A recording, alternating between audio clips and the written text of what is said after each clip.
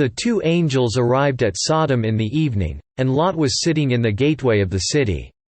When he saw them, he got up to meet them and bowed down with his face to the ground. "My lords," he said, "please turn aside to your servant's house. You can wash your feet and spend the night and then go on your way early in the morning." "No," they answered, "we will spend the night in the square." But he insisted so strongly that they did go with him and entered his house. He prepared a meal for them, baking bread without yeast, and they ate. Before they had gone to bed, all the men from every part of the city of Sodom, both young and old, surrounded the house. They called to Lot, "Where are the men who came to you tonight? Bring them out to us so that we can have sex with them." Lot went outside to meet them and shut the door behind him. And said, "No, my friends. Don't do this wicked thing. Look, I have 2 daughters who have never slept with a man. Let me bring them out to you, and you can do what you like with them. But don't do anything to these men, for they have come under the protection of my roof." "Get out of our way," they replied. And they said, "This fellow came here as an alien, and now he wants to play the judge. We'll treat you worse than them." They kept bringing pressure on Lot and moved forward to break down the door. But the men inside reached out and pulled Lot back into the house and shut the door. Then they struck the men who were at the door of the house, young and old, with blindness so that they could not find the door. The 2 men said to Lot, "Do you have anyone else here, sons-in-law, sons or daughters, or anyone else in the city who belongs to you? Get them out of here. Because we are going to destroy this place. The outcry to the Lord against its people is so great that he has sent us to destroy it." So Lot went out and spoke to his sons-in-law, who were pledged to marry his daughters. He said, "Hurry and get out of this place, because the Lord is about to destroy the city." But his sons-in-law thought he was joking. With the coming of dawn, the angels urged Lot, saying, "Hurry. Take your wife and your 2 daughters who are here, or you will be swept away when the city is punished." When he hesitated, the men grasped his hand and the hands of his wife and of his 2 daughters.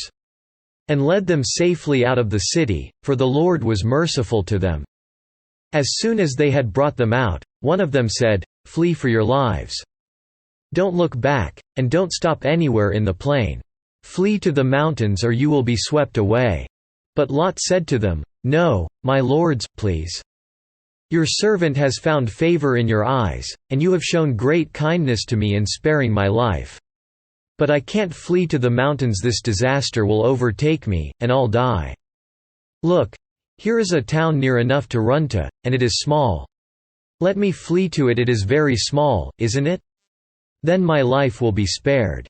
He said to him, "Very well. I will grant this request too, I will not overthrow the town you speak of. But flee there quickly, because I cannot do anything until you reach it." That is why the town was called Zor. By the time Lot reached Zor, the sun had risen over the land. Then the Lord rained down burning sulfur on Sodom and Gomorrah from the Lord out of the heavens. Thus he overthrew those cities and the entire plain, including all those living in the cities and also the vegetation in the land. But Lot's wife looked back, and she became a pillar of salt. Early the next morning Abraham got up and returned to the place where he had stood before the Lord. He looked down toward Sodom and Gomorrah, toward all the land of the plain, and he saw dense smoke rising from the land, like smoke from a furnace. So when God destroyed the cities of the plain, he remembered Abraham, and he brought Lot out of the catastrophe that overthrew the cities where Lot had lived. Lot and his 2 daughters left Zor and settled in the mountains, for he was afraid to stay in Zor. He and his 2 daughters lived in a cave. One day the older daughter said to the younger, "Our father is old, and there is no man around here to lie with us, as is the custom all over the earth. Let's get our father to drink wine and then lie with him and preserve our family line through our father." That night they got their father to drink wine, and the older daughter went in and lay with him. He was not aware of it when she lay down or when she got up. The next day the older daughter said to the younger, "Last night I lay with my father. Let's get him to drink wine again tonight, and you go in and lie with him so we can preserve our family line through our father." So they got their father to drink wine that night also, and the younger daughter went and lay with him. Again he was not aware of it when she lay down or when she got up.